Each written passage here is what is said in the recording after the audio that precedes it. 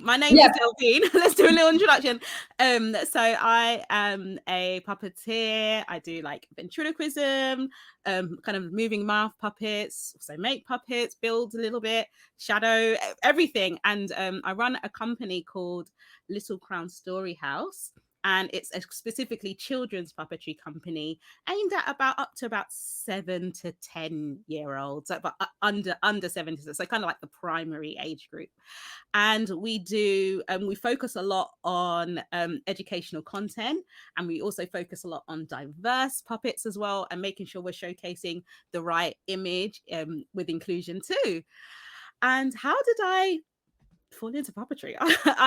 I started in my church when I was about 15 years old. I used to hold puppet shows in in the Sunday school, and we used to so I used to do that. We used to have these Christmas shows, and I used to do little puppet shows for them.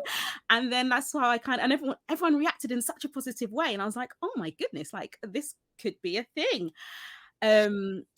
And then I kind of stopped doing it, even though I've done it quite a lot in my church and everyone knew me as the puppet girl. And then I stopped for a bit. I went to film school, and then I went to drama school. I went to drama school in New York. And whilst I was there, we used to teach drama to children in, let's say, underprivileged schools and even prisons in New York. And then from there, I decided, okay, I'm going to make a puppet. And there was one scheme that I did that I made a puppet, and I showed my puppet. We read Anansi the Spider. I don't know if anyone's familiar with that story.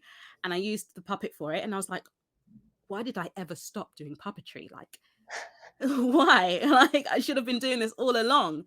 So then from New York, I came back to London, and then I started doing my puppet shows again. And again, people liked it. So then I just carried on, and then birthed Littlecrowns Storyhouse, and here we are on Puppet Podcast.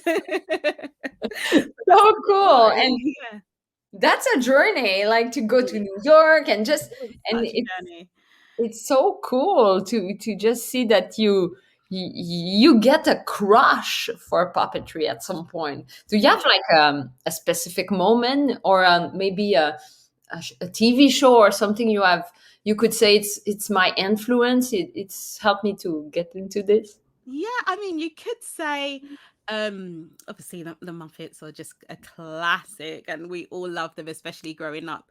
I remember also growing up and watching Rosie and Jim, which is like a UK show, a kids show, and I was obsessed with it.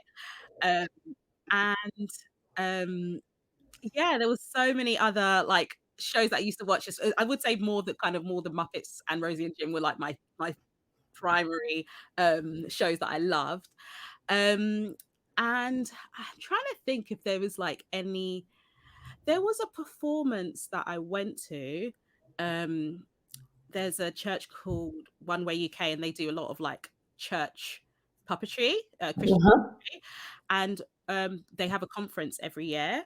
And this was when I was about 17. There was a lady that was doing a full-on ventriloquist quiz and puppet show, and it was amazing. And I was like, I need to learn how to do that, because I was just blown away by her performance.